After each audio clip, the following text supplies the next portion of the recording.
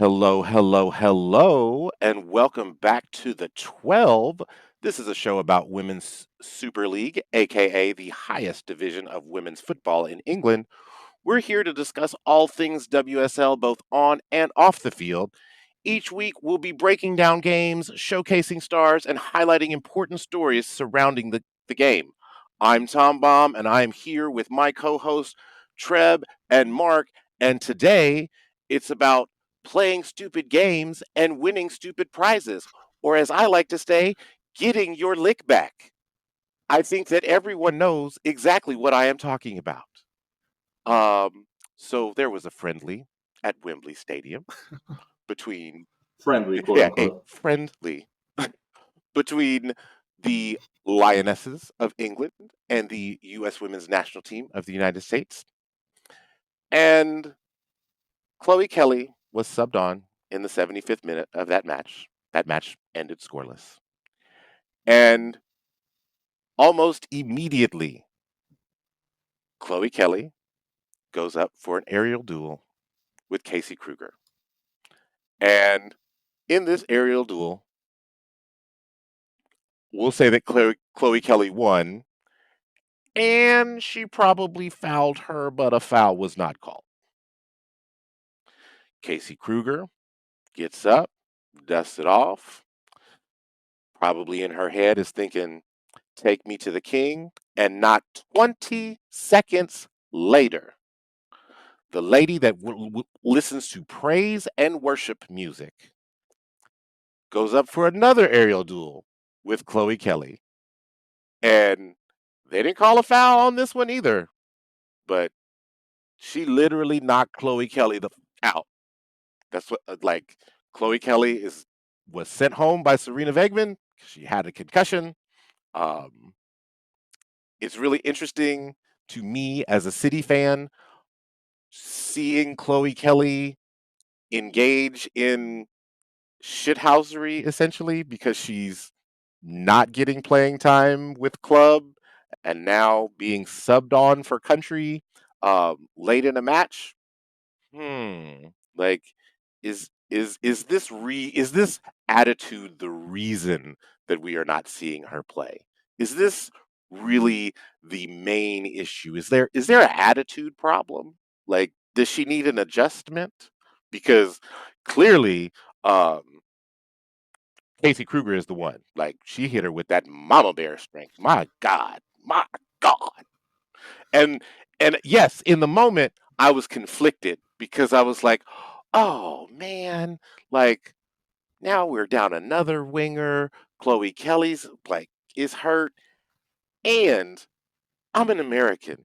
And anytime I see a black American woman with a chance to get her lick back and it be okay, game is the game. I, I don't know what to tell you. I don't know how to call it, but game is the game. And sometimes you just got to get your lick back. Instant karma.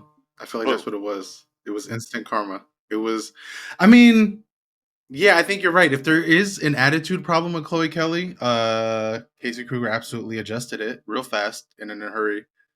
It was, yeah, I mean, as someone who likes defense and likes physical football in all forms, I loved it. I loved it both ways, right?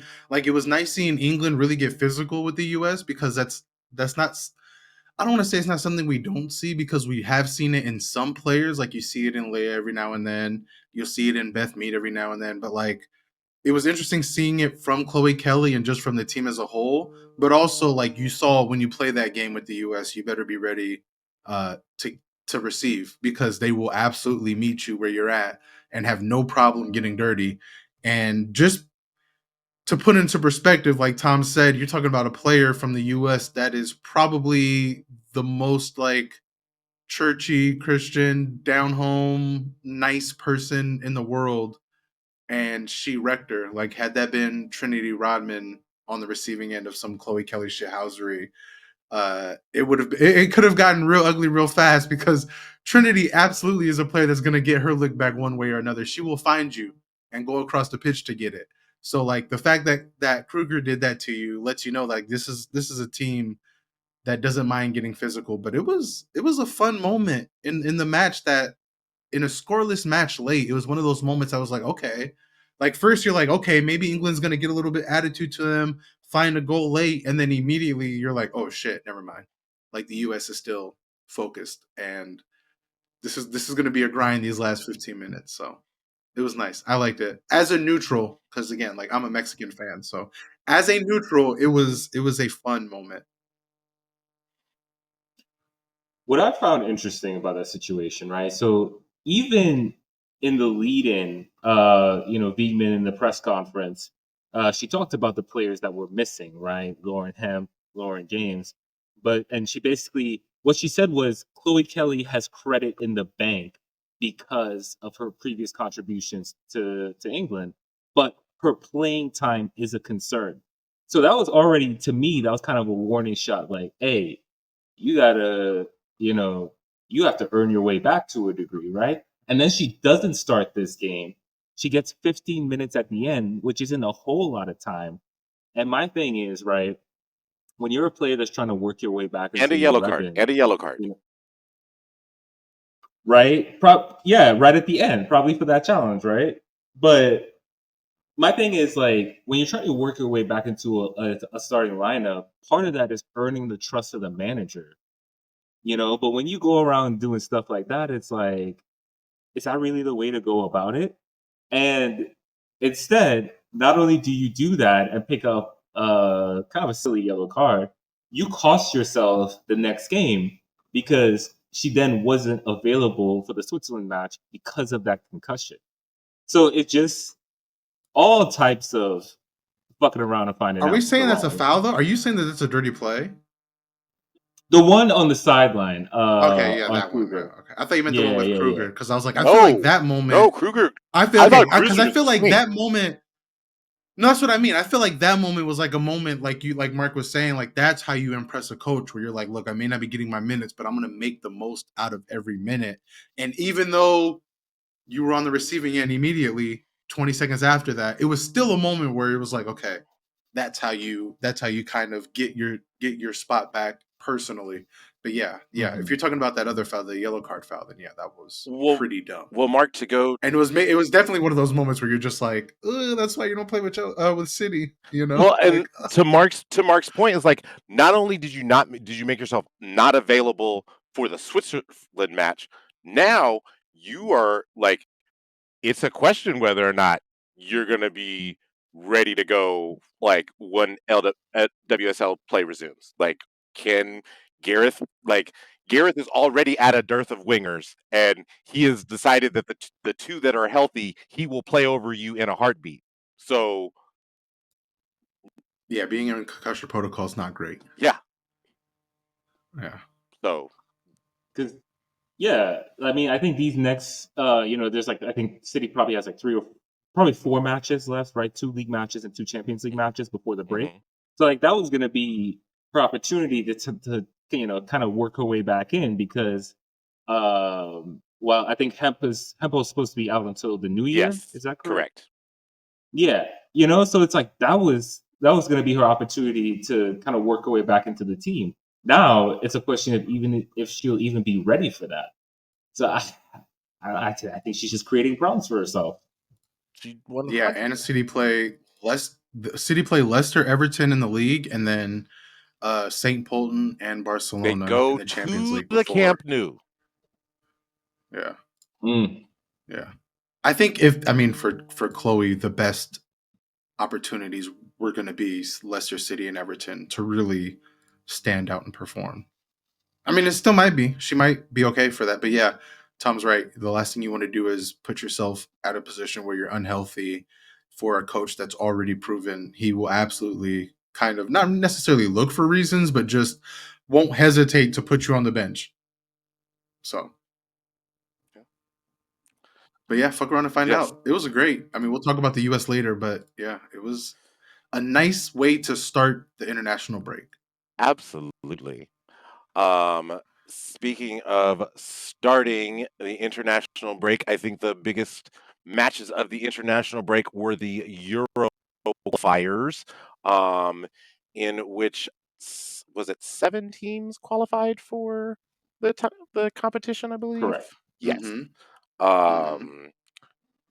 On aggregate, as a whole, we had Sweden 8-0 over Serbia, Norway 7-0 over Northern Ireland, Wales 3-2 over the Republic of Ireland, Finland 2-0 over Scotland, Poland 2-0 over Austria, Belgium 4-1 over Ukraine, and Portugal 3-2 over Czechia. Mark, can you kind of break down what you saw in those matches, particularly as it pertains to players in the in the WSL? Absolutely. So yeah, we'll start with the Sweden Serbia 8-0 aggregate, 2-0 in the first leg, 6-0 in the second leg. We saw Rosa Kovaci come off the bench and score a goal. She scored the second goal in the 2-0 away leg. We saw Stina Blackstenius score 2 goals in the home leg. Aslani, who is a London City Lioness, had a goal and assist in the second leg. And Zasira Musovic, who is, I guess, more the backup at Chelsea right now, started both matches in goal for Sweden. Yeah, I mean, I think Sweden, I mentioned it before. Sweden is kind of an interesting squad to me. Will they live up to their talents? We await with bated breath. They typically don't, but might be different this time around. Norway, Norway was 7-0 over Northern Ireland. They had the biggest first leg win. They won 4-0 in the first leg. In this tie, we saw a goal from Frida Manum. We saw an assist from Gul Wrighton. And we saw an assist from Celine Bizet at Manchester United. Caroline Graham Hansen went wild in that first match, like just beast mode. Like Guru Wrighton barely touched the ball on her assist. It was like Caroline Graham Hansen said, "Here, I need to give this to you so I can run away from my defender, but you're going to give it right back to me, please, and thank you." Yes. Yeah, Caroline Graham was like, we're not doing any drama. We're not even going to bother with the second leg, none of that. So she had, a hat trick, or was it two?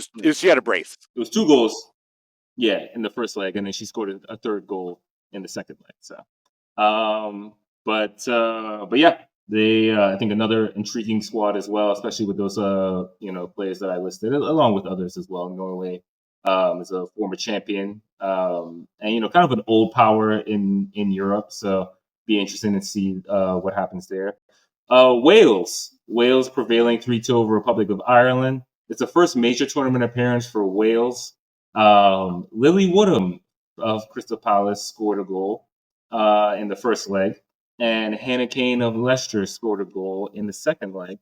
Saw a number of players who would suit up for Ireland from the WSL, most notably Katie McCabe, Niam Fahey, I believe, as well.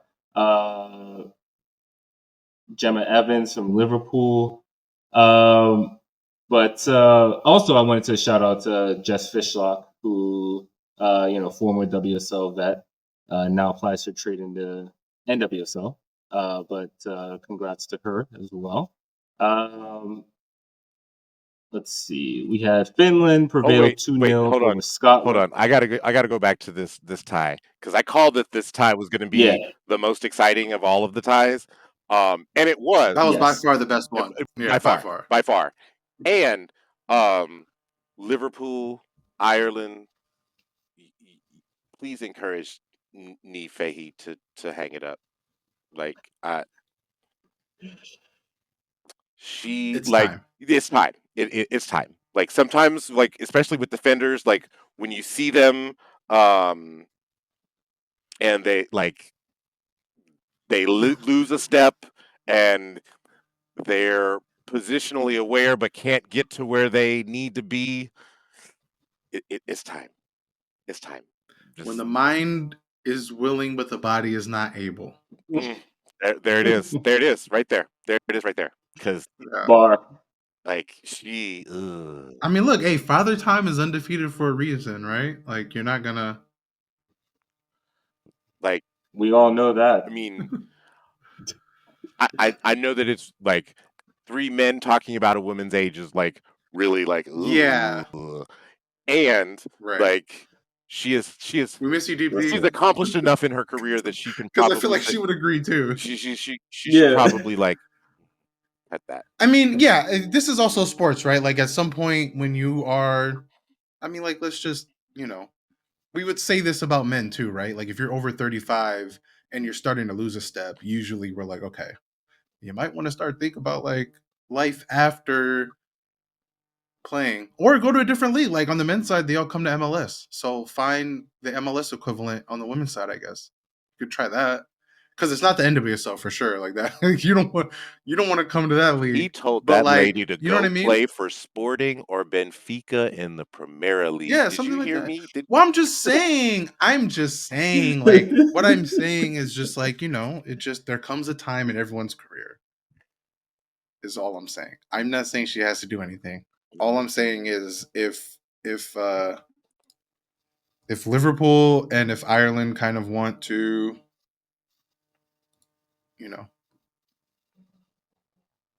be better, they would probably do it. But anyway, that was the best tie. That was the best tie of the bunch. Yeah. yes. Yeah. So next one, Finland prevailed 2-0 over Scotland. I was kind of surprised about that outcome, to be honest. I mean, look, like obviously we're a WSL podcast, right? So we're, basing this off of the names we recognize. But, you look at Scotland with the likes of Martha Thomas, Jenna Clark, Aaron Cuthbert, of course, even Kirsty Smith from West Ham. You kind of thinking they had a little more, but actually Finland prevailed. And shout out to Evelina Suleiman of Tottenham. She got an assist in this match. The first leg ended 0-0. The second leg, Finland won 2-0 at home, took care of business, and now we will see them at the Euros. That was that Um, one was the one that surprised me the most. Like you would expect and maybe it's a situation where like you don't see them score very much, but like you would expect like okay, mhm. Martha Thomas is in your squad. You can figure out a way to score goals, and so the fact that they didn't score anything like across both legs is just kind of embarrassing Yeah, for them, honestly. yeah, not scoring in the first leg, I think, really did them in ultimately. Again, especially for a Um, team like Mark said that has a ton of WSL talent, right? Like obviously, having talent on paper is a lot different. That's why we play the games. But you would just think they would put forward a better showing than getting shut out, especially when it means so much, right? Like this isn't just a regular friendly. This is for your Euro Cup life. So yeah, just disappointing, I think, um, for them. yeah. Next tie, Poland prevailed 2-0 over Austria. Um, our girl, or I guess Treb's girl, Manuela Hey, my girl, I don't know what you're talking about. Manuela Sinsberger started in goal for Austria. We also had Lauren Rother. I hope I'm saying that right. Wayne Rother, yeah. She subbed in the 72nd minute, and Mary Good to see her Harbinger. healthy. She's coming back from injury, so it's good to see her healthy and getting match time just from an Arsenal perspective, because it would be nice to get, because she plays right on the right side primarily in defense, so it would be really nice to get her healthy and to have Renee at least have another option for Emily Fox, who's just playing a fuck ton of soccer right now. Like Yeah, she needs every a break, game. and she's handling it like good on her. Like I love to see it, but Right. also as an Arsenal fan, we know like there's a fine line between riding form and risking injury. And so it's good to see Lauren get healthy to hopefully be an option to rotate in the next couple of weeks. Treb, I get it. I get it now. I watched some of those matches. Uh, like I get why you be It is interesting I seeing City fans like, yeah. I get why you be cussing her name out because that first goal in the Oh first yeah, match, for Manu, yeah, yeah, yeah. oh my god, and there was a couple of times even with, like shots that went wide of the post, like she just kind of like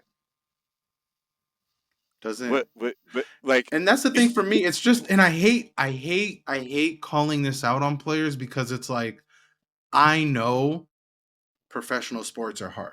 I know I know sitting here at a desk, like it's easy for me as a writer, a journalist to like criticize, but it's the lack of effort that you see from her. Just kind of like the lackadaisical, just like, eh, the bar will sort it out. And it's like you're depending on an inanimate object to help you save a goal. Like you're the goalkeeper. That's your job. And we'll talk about her later, but I feel like this international break, you saw exactly why one Arsenal goalkeeper has taken the spot from the other, right? Because we saw Daphne Van Domselaar play for Netherlands against arguably the best attack on the planet. Well, I wouldn't say that now since they didn't have triple espresso, but the best team on the planet in the U.S. women's national team that are incredibly deep in attack. So, yeah, I mean, it was a classic Manu performance, unfortunately for Austria. So,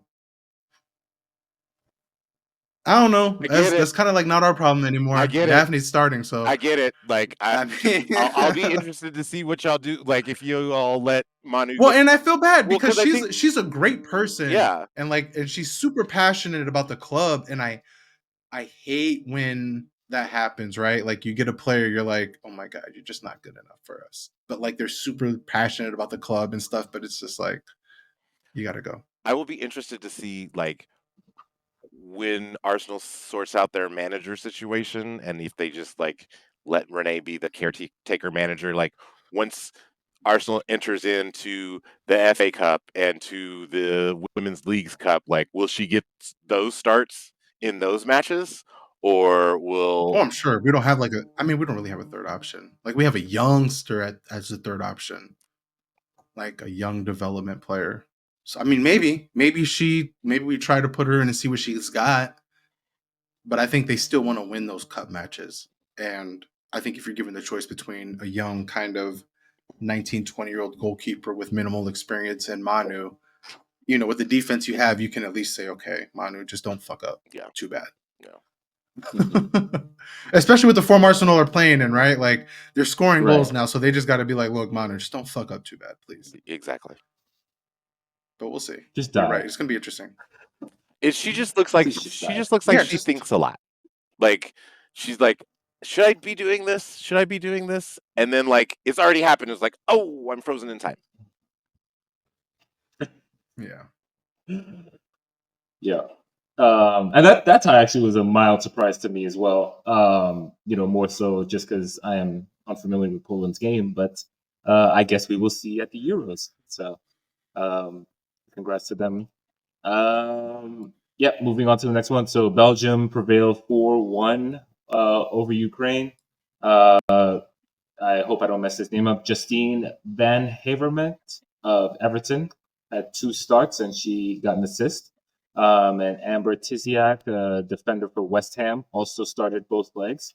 And they both represent Belgium. And so we will be seeing them at the Euros. So congrats to them.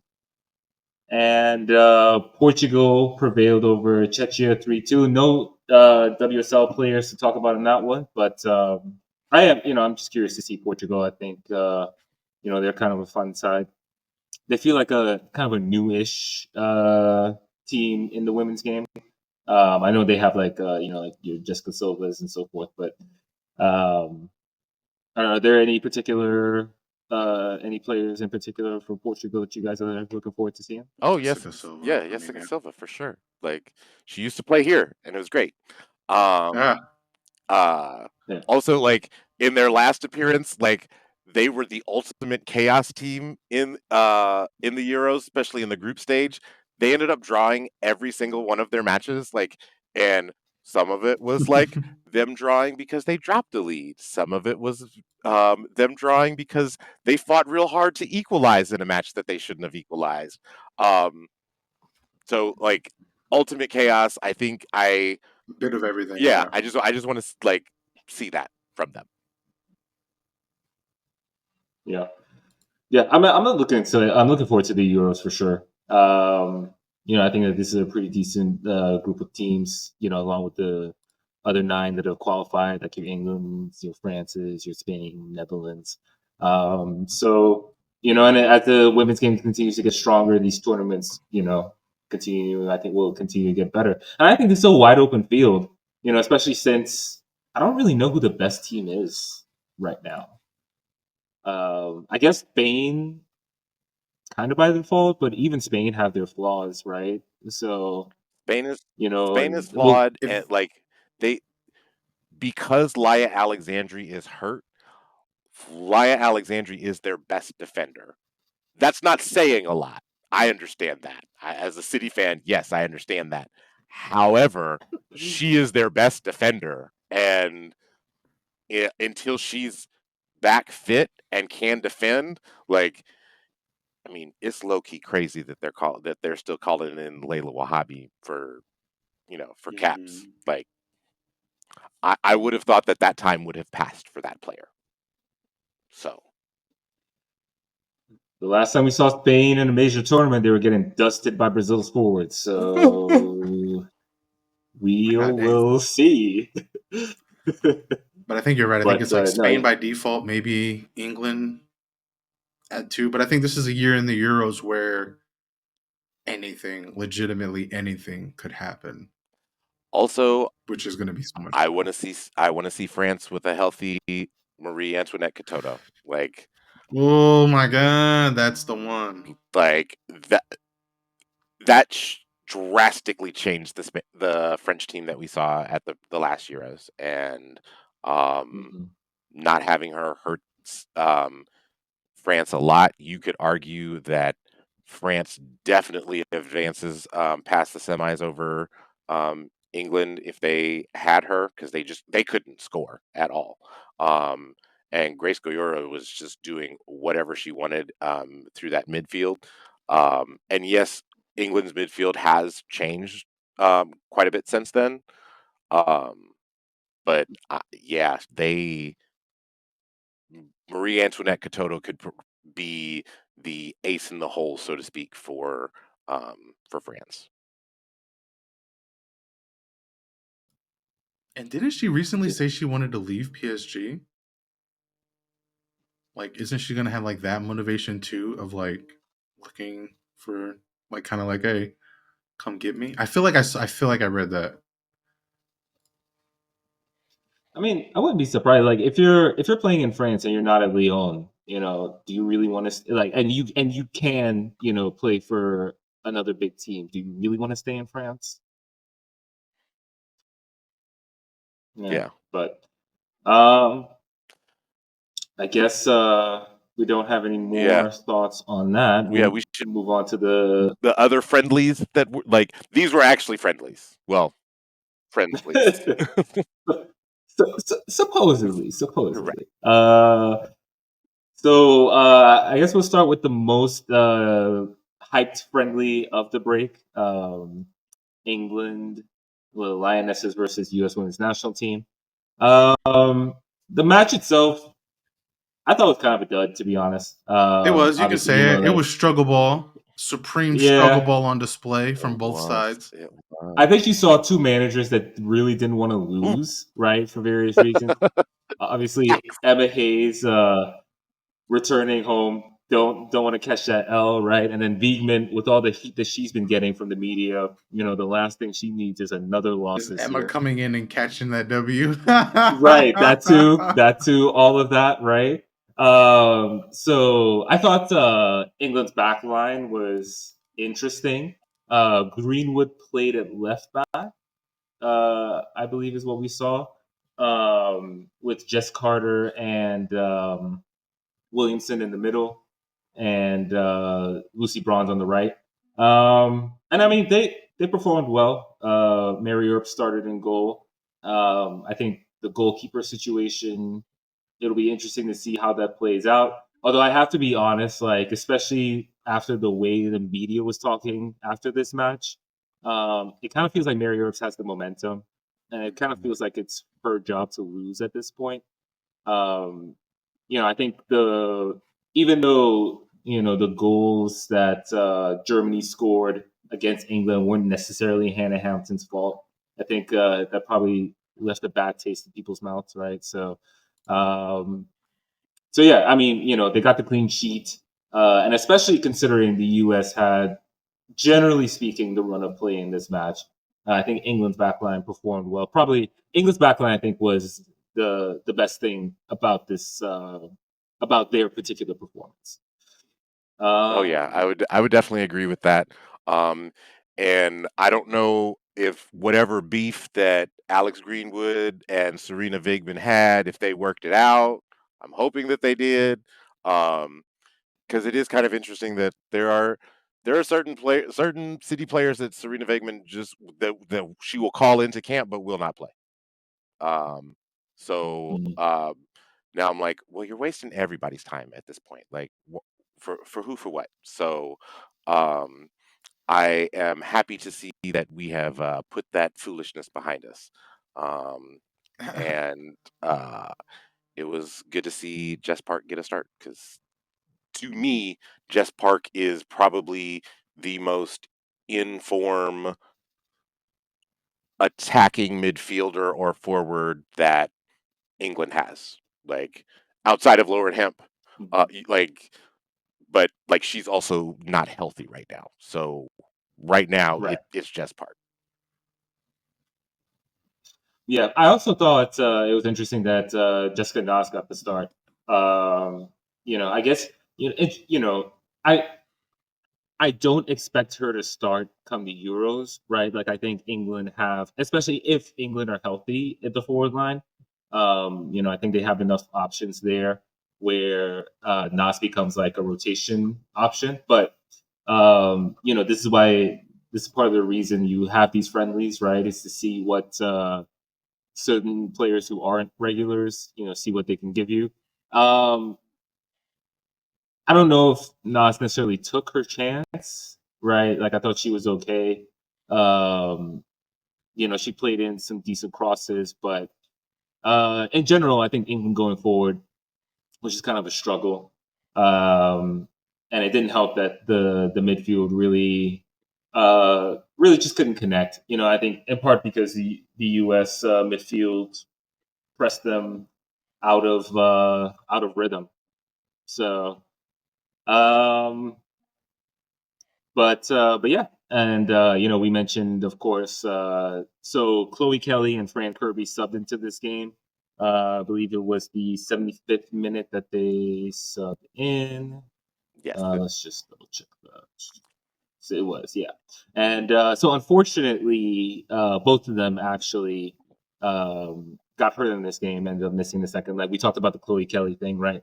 But Fran Kirby, I think, strained her calf. And I read that, I didn't see this myself, but I read that she looked distraught, after the match. Probably knew that, it was meant that she was going to miss the next game. And it's unfortunate for her because obviously her straining her calf is not her fault, but it's kind of like the Chloe Kelly thing where it's like, that's you just missed an opportunity to make an impression on the manager. Maybe she would have been an option to start against Switzerland, but well, obviously that chance. and just taking it to the back to the league, like Brighton have shown that they need her. Like they're not Yeah. they're not the same without her. Like she's the engine that makes that Hmm. team go. And if you take that Hmm. out, like who and what is Brighton? Yeah. Right. I guess we'll find out. Their next match is against Chelsea, so it's like a real unfortunate time for them to lose Fran Kirby. Yeah, Yeah, that's not a great time at all. not great, Bob. Not Yeah. great. Yeah. Actually, I'm really gutted for her because like it would have been cool to see her, come back against Yeah, Chelsea. Maybe she has a little revenge sure. game and whatnot. But um, yeah, I guess that is what it is, unfortunately. But um, Yeah, and from an England perspective, at the end of the day, they didn't lose. I guess that's the main positive for them. And maybe they found something there. Has Greenwood played a lot of left back before? Is this something that she's done before? Typically, when she does play, she will play at for country. She will play at left back.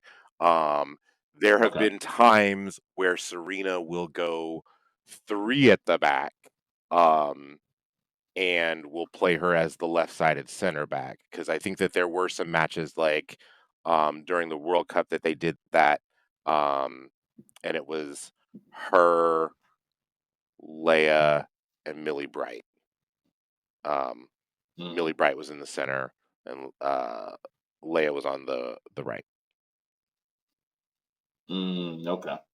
Yeah, I mean that's an interesting option to have for them, I think, because you would figure that Liam Charles would be the first choice left back, but like if they do what you just mentioned, you could play Charles as the left wing back. I think that she would be pretty solid at that role as well. So Is she yeah, no, that's is interesting. she back healthy I yet? hmm? She's back healthy? No, Okay. I think she's close to training, but no, she hasn't. She's not back yet. Well, just from a Yeah. WSL perspective, I just want to say real quick because we talked about it. I think it was last week or the week before, where we mentioned a few teams that could use kind of like a striker forward presence and attacking presence, maybe someone from the NWSL. And we had mentioned, like, I had just threw Lynn Williams's name out there as like that type of player. And I just want to say, like, so like in the two friendly matches that the US have had, she's had an amazing camp. This kind of call up. I feel like her form is been spectacular. She's kind of showed why she was a player that I mentioned. And yeah, I mean, I don't know if she would ever come to the WSL, but I think if you're a team that has money and a little bit of influence, like you try to get her or someone like her. Because again, like we talked about it last week, there are several teams in this league that are facing either relegation battles or battles to stay in that Champions League spot that could absolutely use her up front. So I just wanted to point that out because she was like one of the bright spots in what was a pretty boring match, in all honesty. Mm-hmm. There's a reason that she is the all-time leading goal scorer in the NWSL. Just Yeah. put that out there. Yeah. Yeah. Yeah. All right, and so I guess we'll talk about the next England friendly next. So England played Switzerland earlier today. We're recording this on Tuesday, December 3rd. England won this match 1-0. Of course, we mentioned before Chloe Kelly and Fran Kirby missed out due to injury. Lucy Bronze was supposed to play, but she was accidentally not listed on the team sheet and therefore was not available. Guys, seriously? This should not be I've never happening. heard of someone being accidentally left off the team sheet. Like they're getting ready to sub her on, and they're That is like, like some FIFA "Oh, stuff where it's like I'm playing FIFA and I'm like, I want to start this player, but I press A too fast, and I'm just like, shit. Now I gotta play this match. Fuck it. I'll just sub him in at the 46th minute. It's fine. Like, how do you forget to put them on the team sheet? whose job is it to monitor this?" Because I would just be like, "You had one job. Well, that's what I mean. Like, What but that's what I'm happened?" saying. Because I like, was it just her spot was left blank?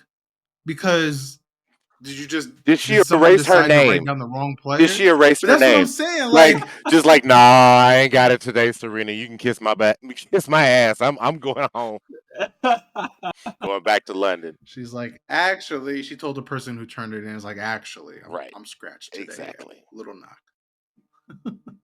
Oh That's man, wild. I've yeah. just never heard that before. That's crazy. That's Yeah, of crazy. course. So from the Athletic, England had attempted to bring Bronze on during the final 10 minutes of Bramall Lane. And the 33-year-old right back on the touchline in her kit and ready to enter the field. Like, nobody knew that she wasn't on the team sheet until it was too late. Like, how? Again, whose job was this? Who? Because that person is either getting a fine or maybe looking for a new job. I things like this, you have to look at the top, and I'm looking at Serena a little funny right now. It's like, Yeah. Yeah. It falls on yeah, her. I agree. That's what I mean. Like, is this just like a late scratch situation, and they just didn't like want to admit it? Like, dude, I've never heard I forgot. But then again, I feel like maybe that is the honest answer because I for sure wouldn't admit that I forgot. I would come up with any other fucking excuse. Honestly, I'm gonna be so real. I'm not about to be like I forgot. Like, there are some no. offices there in the FA that are just like have not slept about this match. I mean, this is the worst thing I've seen since that Bunny Shaw visa situation. Oh, Like, Yeah, but even that's like a visa thing. You know what I mean? You can blame governments and stuff, but this is just like you forgot to put a name on a paper with your. But that's what I'm saying because like your players, the amount of play. Like, was one name left off? Did you put a different right. name in? Like, did you just? I mean, I guess maybe you forgot. Like, oh shit, this was the match I wanted to start her in. I guess. Like, I don't know. I've just never heard that before, and I've heard some wild things about like why players were left out of games. Shout out Greg Popovich for leaving players off for being old. So I've never heard I forgot. Like, oh no, what's crazy is just like Oopsie. having her warm up and get ready to come in, and then the referee Oopsie. like, wait a minute, That's some like she's you know not what it even is? It reminds listed. me of Little League. Like when a coach tries to sneak in Yeah, a player illegally and the umpire's like, wait a minute now, like we gotta check, and the other coach is like, wait a minute, this player is not on the team. Like, the fuck are you doing, guys? You're an international national team. Please. Hoping to win the Euros. Like, it's amazing how England went from like Euro champions and like the top of this mountain and so much potential to just immediately like, what the fuck are y'all doing? yeah, Like, what the fuck are seriously, y'all actually doing?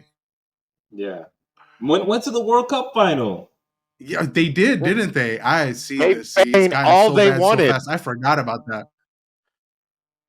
Yeah. and then didn't even qualify for the Olympics. England, get it together. Get it together, England, please. Because I really don't want to have to laugh at you like this, but you're making it easy. Correct. Yeah, man. The Seriously. joke's But at literally least you right won the there. But match. At least you won the match. yeah, won the And match. you Won finished the match. international break with 2 clean sheets, technically. So There you go. silver linings. And the game-winning goal was scored by Grace Clinton. And so she's continuing her excellent start to the season for club and now country.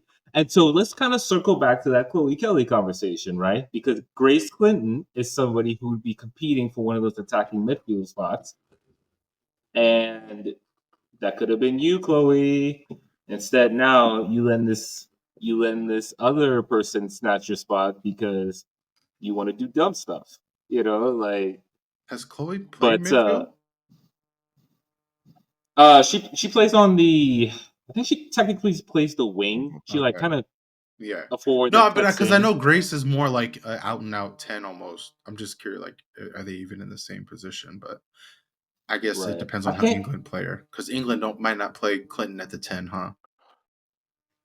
They did in I this match, like well, because it looks like Let me see. I could just look based up off of what I England can see, they played a line. 3-1-4-2, and Yeah, it looks like they had Clinton at like the at the 10. 8.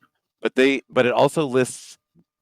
I think this is wrong because it's listing Gabby George as like in the midfield, and I think that it was most likely Mm-hmm. Laura Blaine Brown in the midfield, and Gabby George out wide as that wide midfielder. So they might have had Clinton in a 10. But Yeah. I say all that to say that like I don't know if Clinton is outright taking a spot from Kelly, but you're right. Like that's another young player coming in much better form that is making it easy to forget about Chloe Kelly's existence for Mhm. sure.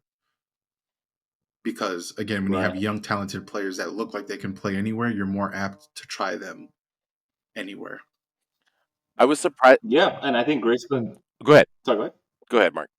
No, I was gonna say I think Grace Clinton kind of fits that bill. I think that if she continues playing like this, I think Serena will eventually just say, well, bucket formation. I'm just going to make sure I'm just going to try to get her on the field somehow and kind of alongside other players. But like you mentioned, like the number 10, right?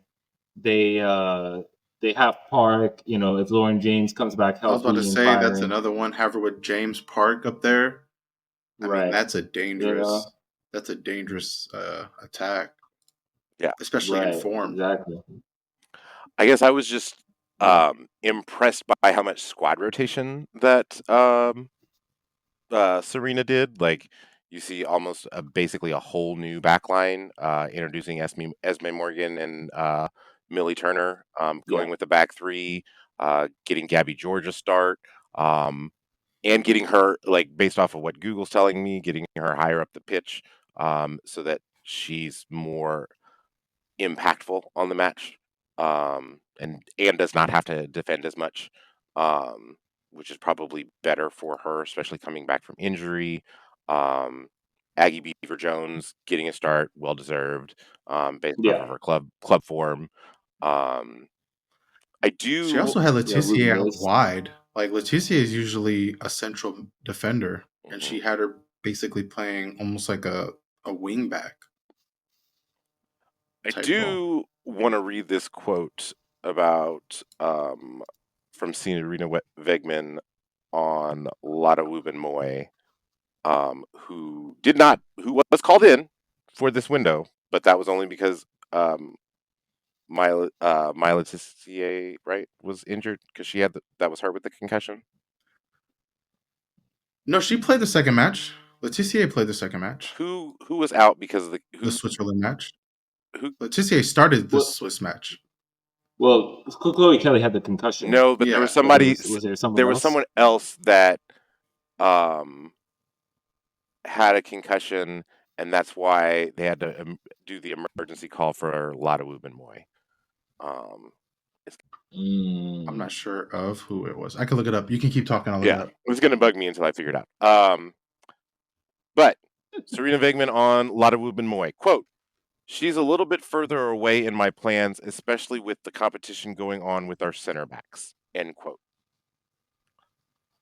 I found that fascinating. Like, you could make a case that Lotte Wubben-Moy was one of the what, top 6 defenders in the WSL last season. Um, and for her and it's not like she's playing poorly currently, and for her Well, national she's also had the injury. That's the problem. but for her Like national she's still not. but for her national team coach to say that, like, she's not the answer, or she's not even, like, in the equation, um, Yeah. that's really shocking to me, and it just makes me further question, like, what is it that Serena wants from defenders? Because, like, So I'm not even an Arsenal fan, but, like, if it took Greenwood this long to play regularly, and then she technically is playing out of position, like, what are we really doing here? Well, first of all, you were right. She got called in for Letitia, who had a concussion in the WSL match, but I guess was healthy enough to have played because she definitely started and played 90 in the Swiss match. I went to double check that. But that's why Wubben Moy was called up. But yeah, Wubben Moy's been hurt all summer. Like she spent the pretty much like leading into the season just hurt. Like she's only just now getting back to somewhat health. But I will say you're right. For the manager to outright say she's not even really in my future plans at the moment says a lot for a player that was like penned into the starting 11 during that Euro run and kind of her whole England career. So it is interesting. I'm not sure what Serena wants as a defender because you're right. It seems like all the defenders are playing. It's very much like a Vlatko esque managing style where you're just like, what do you want from defenders? Do you even want defenders to defend? Like, do you just want to bring in midfielders to defend? Like, do you want to bring in attackers to defend? Because that's what Vlatko did. He was converting wingers and forwards into defenders, and Serena has, like I said, she had Letitia, who's usually a central defensive back, a center back, playing not just a wingback role, but basically in the midfield. I mean, obviously, for players like I know they've flirted with Williamson playing in the midfield, but even with her and Wubben like they're not midfielders. As an Arsenal fan, I would never want to see them in the midfield ever. If they're in the midfield, something terribly wrong has happened with our club. That So that I lady, don't. that lady by choice starts Lucy Bronze at right back. And granted, so Yeah, I don't get. I That's what I mean, mean. Like I don't get it. granted, And I like know that so does Sonia, but I don't understand. In the year of our Lord 2024, about to be 2025, we are but giving Sonia Lucy Bronze international caps. Are are we serious right now? Are we serious? Sonia also has a squad that can make up for that deficit, right? Like she has Kerr and all these players that can score, and she has ways to make up for that She has enough glaring hole. artillery to make up for Yeah, that like she's glaring not worried hole. about it. But when you're England, like you can't afford. You don't. Like when you're the U.S., you can walk in without triple espresso and with the kids and pull out these 0-0 draws and 2-1 wins against Netherlands, right? Because that's just how deep you are. When you're Chelsea, you can play Lucy Bronze and get away with it because that's just how deep you are. When you're England, right now, you probably don't want to do that. But again, it speaks to what does Serena want as a defender? Because again, I will admit, Williamson and Wubben both have not been in the best of form this season in terms of defending, especially when it comes to the national team. But at the same time, how much of it is them underperforming and how much of it is them now having to, I guess, do things that they normally don't have to do as defenders to please Serena, which to me might speak to a greater problem that England have, right? Because if you're, I mean, what is that old? I believe it's what the Einstein quote. Like, if you're trying to judge a fish for climbing a tree, you know, what are you doing? That might be a Dr. Seuss quote. I don't know. Someone said it. Someone smarter than me has said it. But it's like, that where they're like, if you can't judge a fish for its ability to climb a tree, right? Because it's a fish, it swims in water. Like it's not, if you're doing that, you're already kind of setting them up for failure. Is what I'm trying to get at. So maybe for England, they need to focus on getting a new manager in because on paper they have the talent and they have a lot of young talent coming into that pool. They just aren't getting anywhere near the most of it at all.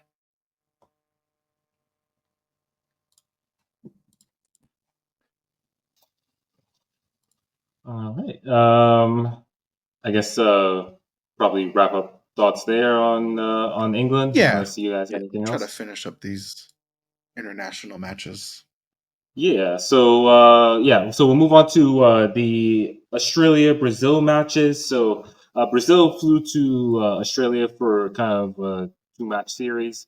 From a WSL perspective, we saw Caitlin Ford, Alana Kennedy, Claire Hunt, Cooney Cross, and Haley Rosso start both matches. Caitlin Ford scored in the first match. Haley Rosso scored in the second match.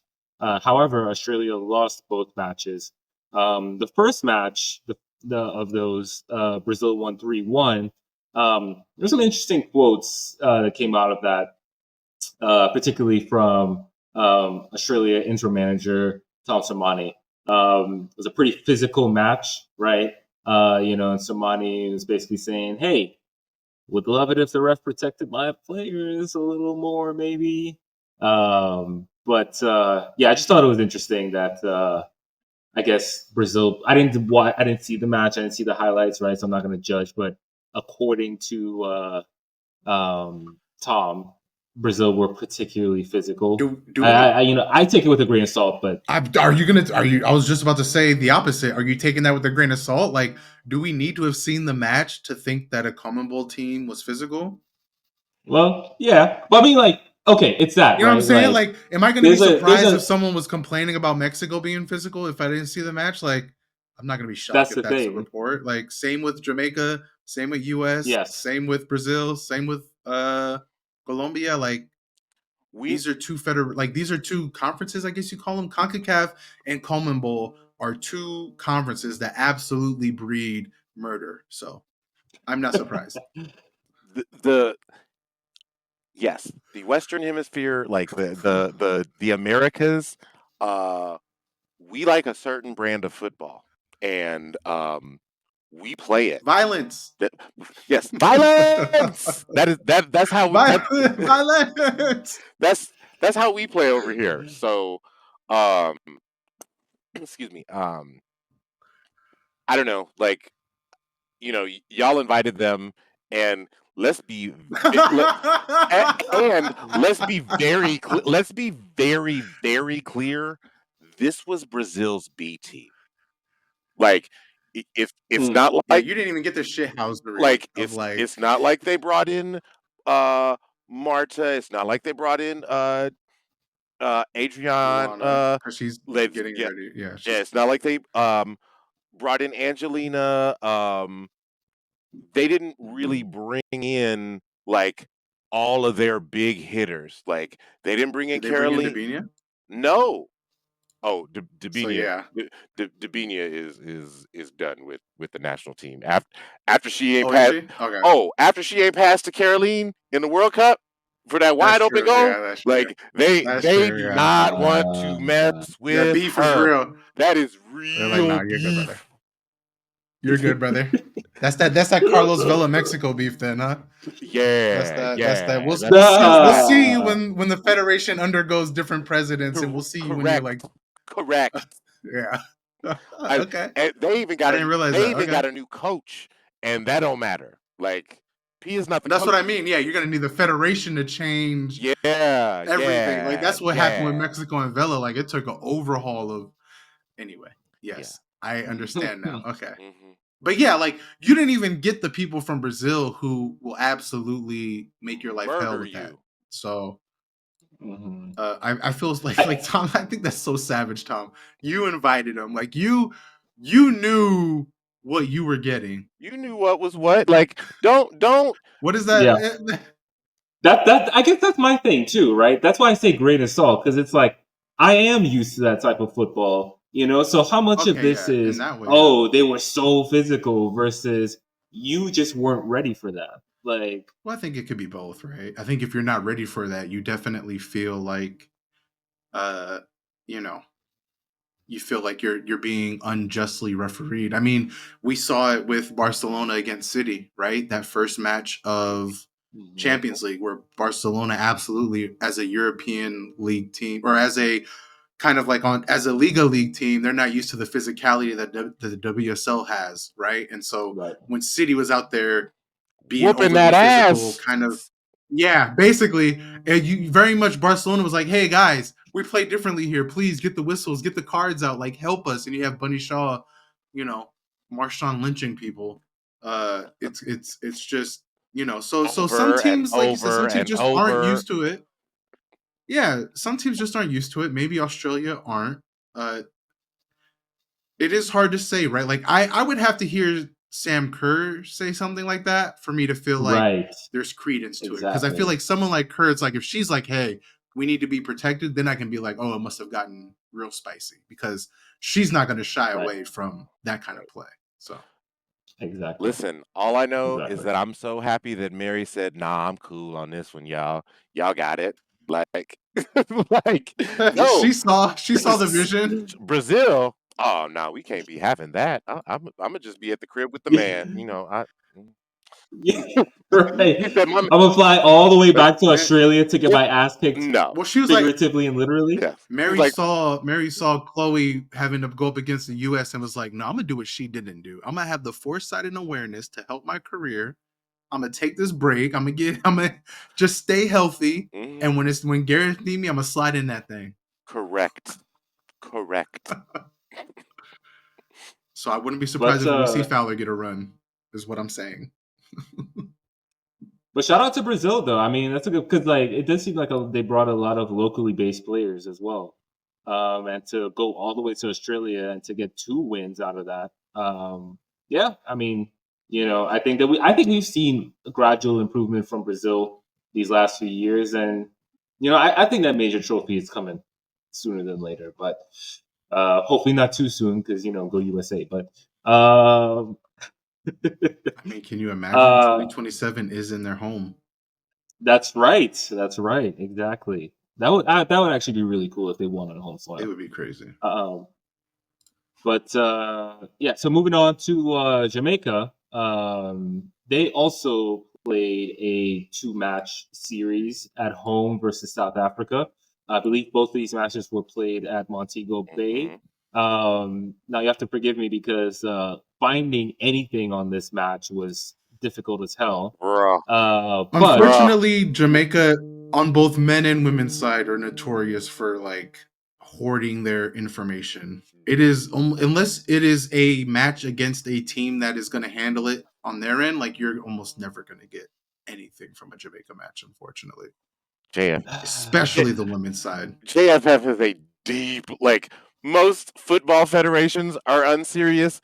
JFF is a deeply unserious outfit. Yep. Yep. But speaking of, I believe this was the return of Bunny Shaw to the national It team. Is Mhm. that was, correct? yes. I believe this was Yep. the first time that she went back for a call up since the World Cup. Mhm. Mhm. Okay. Yeah. Yeah. Because I know she was one of the players that basically said, "Hell no," Yeah. because of the aforementioned JFF tomfoolery. But yeah, so in the first match, which they won 3-0, Bunny Shaw had a brace. In the second match, South Africa took an early lead, but Jamaica did eventually come back and win 3-2. Bunny Shaw also started that match. Drew Spence of Spurs scored a goal in that match to make it 2-1. And so yeah, I mean, like South Africa's a pretty decent team. They have help me out here, Tom. Who's South Africa's main star? I don't want to say the wrong name. Uh, Oh, gosh. let's see.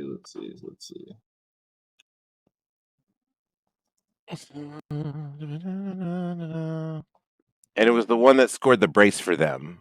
And I can't remember her name.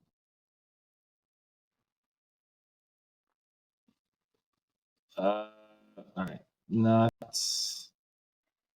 It's their 10. okay. Well, Linda Mothalo, excuse me. okay, yeah. So yeah, she like you mentioned, she scored a brace for them. Like I said, information is difficult to find on this match, but solid performances from Jamaica. And I guess we will see what they have to offer in 2025 and beyond. I don't know if they're doing if CONCACAF has any tournaments coming up in the next year, or if they're doing another CONCACAF CONMEBOL. I don't know if I we I have don't. more I don't think I that has details. think been announced yet, but I don't think there's any major tournaments left now. I think there might be Okay. a sub confederation tournament that the Caribbean nations do.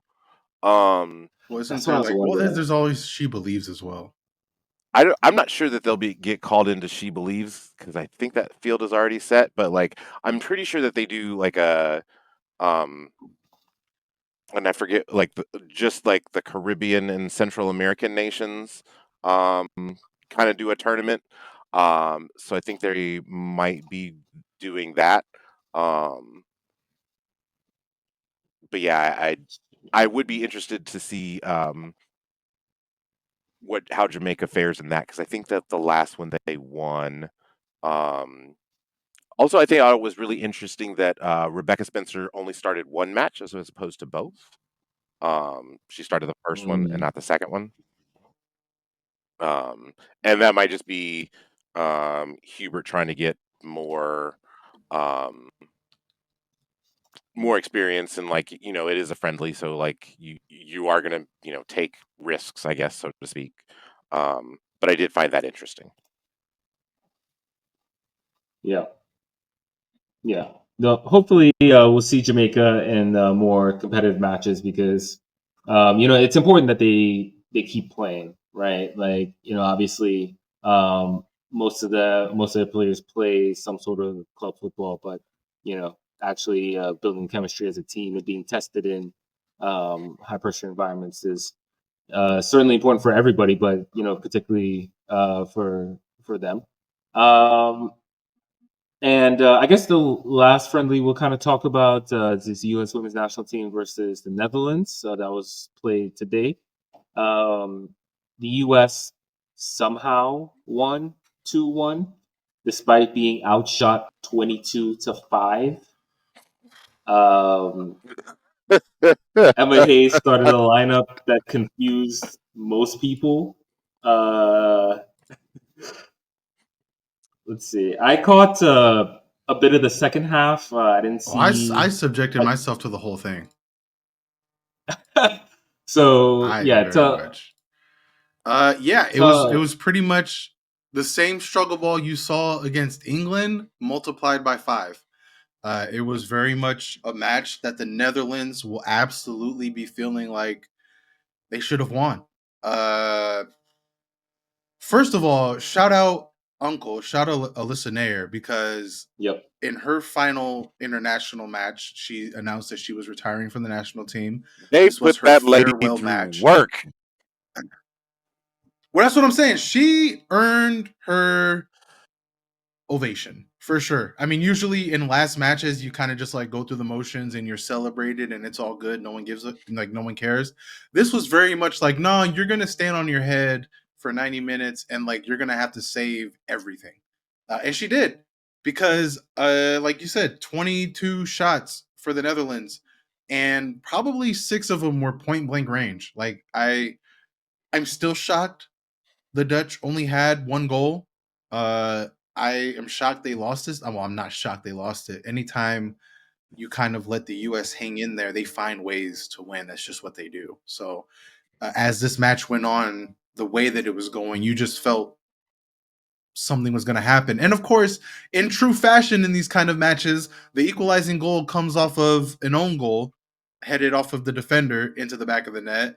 And the second goal was just pure U.S. Listen, class, where they show how good they are in attack. So the defender Verlet Tuskayana Rus Gurman, she scored a brace. And how often does a defender get to score a brace? Yes, she scored off of a set piece for her country, and she scored for the U.S. right before the end of the half. Like, and I think that that is probably the fact, if they would have given up the equalizer like in the 30th minute as opposed to like like in the 33rd minute as opposed to the 43rd minute, now you're talking like, okay, like I have the rest of the first half to like see it out. Like, I know I'm still playing well. Let's keep going. Whereas the like scoring like right before halftime, like that does something to teams. Like it kind of like breaks them mentally, and like you already have a team that was kind of amped up. Um, they wanted the smoke. You could tell that they wanted the smoke with Lily, mm-hmm. like just based off of how everything went down, how all of Yonkers' comments came through.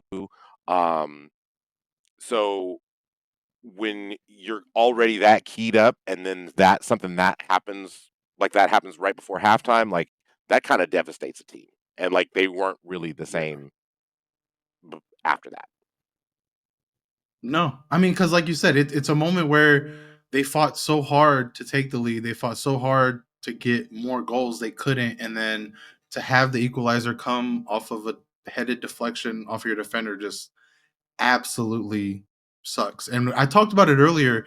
This was an excellent game from Daphne Van Domselaar that we've seen, the Arsenal goalkeeper. She had a really good match. She herself made a couple really key saves. And I mean, it's unfortunate that she gave up the equalizer the way she did. Like, as a neutral but slash Arsenal fan, I just saw that and I was like, no, like I thought you could tell like she had this shell shock PTSD of what it was like when Arsenal had Jonas still, because it was very much one of those goals that they would have given up under him, where it was just like, my defenders are playing sloppy right now. They're getting caught playing from the back, and the mistake happened, and now we've given up a goal. Great. This is fun times. So, Yeah, I mean, it was just one of those matches where I think the U.S. is very lucky to win. They'll be thankful they won. Emma keeps her record of unbeaten as the U.S. manager somehow. And Lily gets the win over the side that she didn't choose. So I guess all's well that ends well for the U.S. side. But yeah, definitely a match where, especially in the midfield, there are far more questions than answers for the US team, especially if we start thinking about 2027. Because as the US team, these friendlies are great. And Emma, the unbeaten streak is great. But I promise you right now, you can go 50 unbeaten into that World Cup. And if you get bounced out of that first round and don't look good, that honeymoon phase of US management is gonna end real fast, is all I can say. So uh I think it was a good match on its own, but long term, the U.S. have a lot of questions they need to answer. Speaking of midfield, we guys mentioned Lilianis. We saw her first appearance since the announcement was made, and they were booing every touch, which was just phenomenal. Just loved every minute of it. But her first touch, so Lily Johannes and Hal Hirschfeld, excuse me, subbed in for Lindsey Horan and Corbin Albert in the 67th minute. And 4 minutes later, the U.S. take the lead. It starts with Johannes winning the ball, which then goes to Yasmin Ryan on the right, who dribbled down the right, crossed the ball in to none other than Lynn Williams. And Lynn Williams was basically celebrating before the ball even went in. Like, it was just a classic counter, vroom, vroom USA goal. But yeah, man, I mean, like, I thought, I mean, for obvious reasons, I was keying in on Joanna specifically when she was on the field. And just the way like, I love watching midfielders who make winning the ball back look like art. Like, it felt like I was watching Naomi Gurma in midfield, right? Like, it was just, and it's just like this could be the future. So, Well, it is the um, future. It's the now. well, It should be. It should be the now. Well, right, Like let's exactly. just. I let's hope. talk about the now. Let's talk about the now. So Emma, God bless her. I don't know, like so she started Jaden Shaw up top, and she started Yaz Ryan out wide. She started Rose Lavelle out wide, and Lindsey Horan as the 10, Sam Coffey and Corbin Albert in the double pivot behind her. Now, Lindsey Horan, for all of her plaudits and team awards that she has won, her positional integrity on the pitch leaves a lot to be desired. And sometimes, and I think that that's why, like, we couldn't, like, the U.S. women's national team couldn't force her to be a 6. They can't really force her to be an 8. They play her as a 10 because that's really the only way to get her on the pitch. Like, I'm not sure. There's probably, like, Sonia Bomb Pasteur is probably glad to have left Lyon for a lot of reasons. Lindsey Horan was probably one of them because that was probably one of the players that gave her the biggest headache. Like, I don't know what I'm gonna do with you, like, because But counterpoint, do you need her on the pitch? does the U.S. need her on the pitch? I mean, but like you're trying to say like where do I put her if she's not this, she's not that. Like The U.S. maybe you abs don't the put U.S. her anywhere. Maybe you leave her left bench. the U.S. absolutely do not need Lindsey Horan on the pitch, No, that's what I'm saying. and They and the U.S. will absolutely keep on calling her in that she is a callback to that 2019. She is now the last callback to that 2019 team. Like, see so, this is and the problem that the US have always had. And they had it under Vlatko. They had it when the regime was trying to flip when Alex Morgan was coming up as the young star, right? Like they were holding on to the past of like that 99 era team. And you're seeing history repeat itself. They held on to Alex Morgan too long, and it took way too long for us to even get to triple espresso because triple espresso was over there brewing, waiting to be taken from under the pot for a good year and a half before you actually got to it. So it's cold by the time you got to it. So like you had that, and you look at Lindsey Horan, and I understand wanting veteran presence. I get that. She's a great leader of people in that she can galvanize the locker room. And I think she does have something from the past that can be taught to the present. But I also feel like if you're the US and you're looking at 2027, the time is now to make that jump into full next era, right? Like you have Emma here, you paid all that money, you have Lily Johannes committed now, you know she's going to be here. You have Croy Bethune, who has absolutely lit up the NWSL as a rookie coming into the mix of the U.S. team. You have Kennedy Fuller, who captains the U.S. Under 17 team, who's another midfielder on the rise that a lot of people are excited about.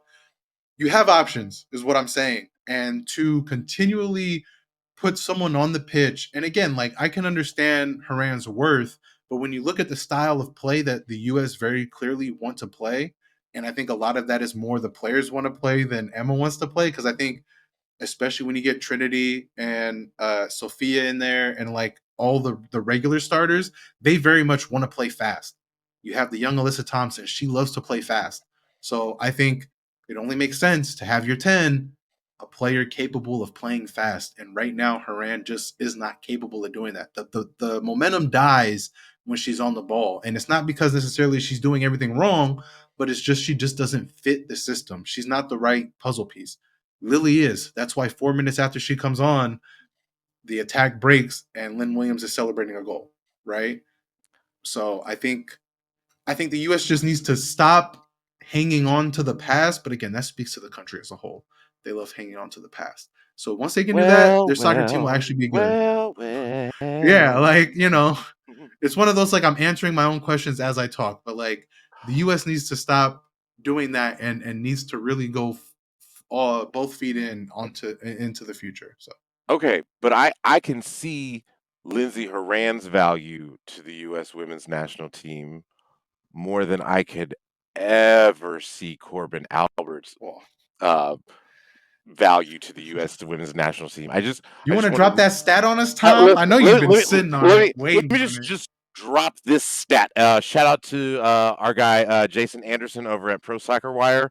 Um, Given that Albert is struggling to make an impact for club or country, StatsBomb rates her pass on ball value as worst of all central midfielders in France's D1 Arkema. That's at least 30 midfielders, y'all. Worst of all of them. It's past time for an explanation for her place within the U.S. women's national team hierarchy. A rough performance like this may force Hayes' hand on that front. I mean, let's just be honest, y'all. Like You want to this talk about booing every touch? this player has all like we're just gonna keep it on the pitch because like if we're gonna go 2 hours if we take it That's off. all you got to do. That's all you need to do. Yeah, Honestly, it's not like like you have to if even get into the she other is stuff. she is not adding the value that you want a central midfielder to give to your team. Like she's not passing accurately and she's not breaking up play. We saw as soon as Lily and Hal came in, passes were accurate, play was broken up to go the other way. Like if your midfielder cannot do that, why are they starting? Why are they even getting a look? Like, and if this is some, I swear to God, if we found out that this is some Gio Reyna shit, and that Mister and Mrs. Albert have Cindy Parlow Cone on speed dial, somebody go down and light a fire Maybe. in Atlanta at the USSF headquarters because that's crazy. That is the most U.S. soccer parent ass shit I have ever heard. it almost seems like the most logical explanation at this point, because it sure as hell isn't her place. She's not earning her keep on the field, right? Like I, the only thing that makes sense to me is that they are looking for a way to somewhat smoothly transition away from her, and I think Haran actually as well. Yeah, I think that they, like, obviously it's they have to identify replacements, right?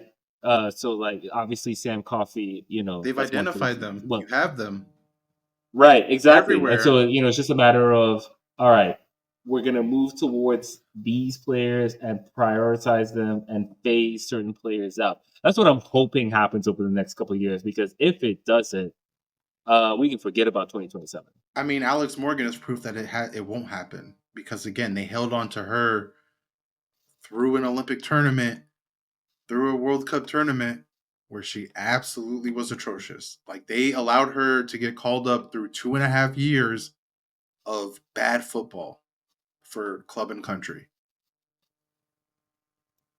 And Yeah. Corbin Albert has now gone. This is now 2 seasons now, where for Lyon, or is it Lyon or PSG? Wherever she plays, she's been terrible, like actually terrible.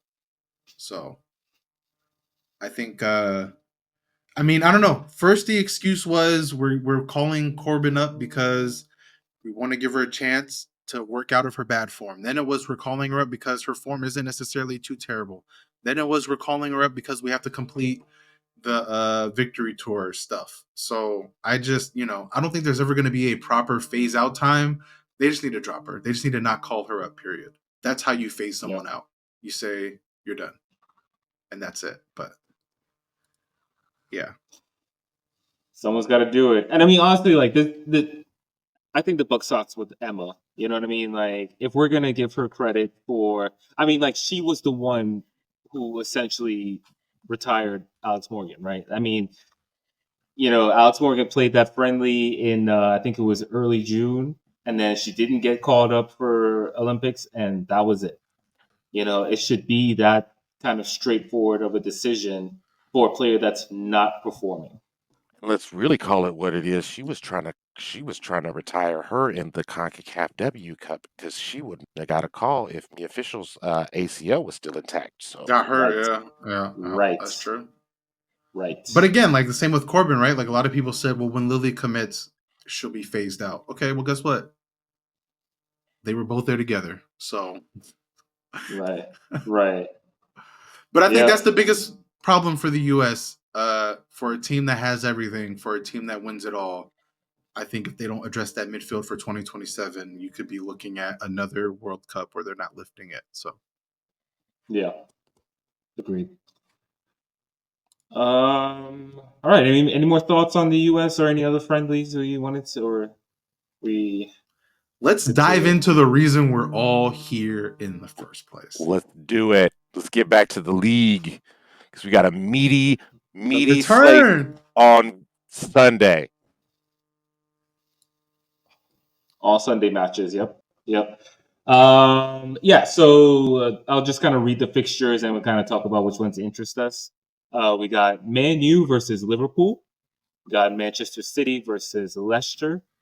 We got Tottenham versus Everton, Arsenal versus Aston Villa, Chelsea versus Brighton, West Ham versus Crystal Palace.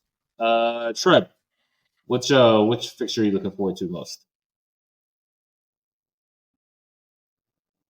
Oh, I Oh, got sorry. it. I had a piece of ice in my mouth. I was literally chewing ice. We're all good. I'm looking forward to the Man U Liverpool match the most, just Yep. from a neutral standpoint. I mean, I feel like we've talked about it every week the last couple of weeks. These are two teams that absolutely need to get their form in order before the season slips away. I think Liverpool more so. There's someone that we mentioned is very much in that bottom half of this line, right? I said it last time where Man United is that line of kind of where you kind of want to be versus teams fighting in that relegation danger zone. So I think this match has a lot riding on it because for United, if they win, they keep pace with Arsenal. Depending on how Arsenal do, they could go above them, but it keeps them in that kind of race for third. And then for Liverpool, they have to win just to kind of keep away from that relegation battle. If they lose this match, that'll be yet another loss. Their form continues to drop, and we're asking questions about them again. And I think for them especially, they need this result. Whether it's a draw, whether it's a win, they can't afford to lose, I don't think. And with how well a lot of their players played in the international break, hopefully that's a sign that they can come in to the domestic league and to the WSL and get a result. But that's the one I'm looking at. For me, Treb, I'm actually looking at your side piece team. I am looking at West Ham versus Crystal Palace. The last time that both of these teams had a match was in the Women's League Cup, where they both won over championship sides very comfortably. Um, they looked to be their more authentic selves. They've just seemed more comfortable. I am looking to see if Crystal Palace really can dig themselves out of the bottom, because this is these teams are tied on points. Like the only thing that separates them right Yeah, now is goal differential, and that goal differential is and that's because Crystal Palace has mostly played. Chelsea. Yeah, Yeah, Crystal Palace has played Chelsea and West Ham hasn't. Like that's bottom line. Um, pretty much. I want to see whether or not Crystal Palace can go on the road and get a result. They have looked, or Lily Woodham scored a goal for country. She's looking in good form. Can you go to as my favorite Barclays Heritage Stadium? Can you go to the Chigwell Construction Stadium and get an actual result? And I don't I and hope I don't so. mean I and hope I so. don't just mean a draw. Like I mean a win. Like I think that No, yeah, a win. Yeah, I hope so. I would imagine um, that Laura Kaminsky knows that she's got to get all 3 points in this match, just because she is at the bottom and their goal differential is so bad. So I think that Crystal Palace is going to go for this match. Yep. I always love a good London derby, and especially for a relegation fight, Yep. makes it all the Hmm. much all the more better. For me, I'm actually looking at Spurs Everton. I think that those are two clubs who I mean I think first of all they just need a win. Everton actually have 4 points in the last two matches, draw against Palace and the controversial win over Liverpool. But another point or 3 points here would do a lot of good towards their um, you know trying this I, relegation fight or trying to avoid it. yeah, they win and they Uh, go over Tottenham. Like that's why I'm laughing. Like I'm oh, looking at the table. If they win that match, they jump Tottenham. That's oh, They go 2 points clear incredible. of them. Yeah. Yeah, that's incredible. That just lets you know that how much Tottenham had. Because again, we came into the season and Tottenham was one of those teams we thought would challenge for a top 3 spot, and they, like Liverpool, are dangerously close to a relegation battle. and I think they stay in part up no matter because what, but like Jesus to be down here. yeah, and in large part because they've lost 5 out of their last 6 league matches. Right now, that's kind of their uh, you know, that was kind of the hardest part of their schedule, right? Man U, Chelsea, City, Arsenal. So they have Everton this weekend. They do have Brighton in a couple weeks, so that figures to be tough. But and then that's their last. That's actually the last match. The Before the last of break, their matches before the break. So they got to win yeah, this match. I think they have to win this match. I think Spurs particularly need a win. And I really don't, especially them being home, I don't necessarily think a draw is good enough. I think they got to get 3 points for this one. Yep. All right. So everybody give give us one like quick thing about your own squad that you are looking for this weekend. As for me, against City plays Leicester, um, I am terrified of Leicester's defense and Yanina Leitzig holding City to a 0-0 draw. Like, I am absolutely terrified of that. That's nightmare, worst case scenario possible. I still think that Leicester's the best defense in the league.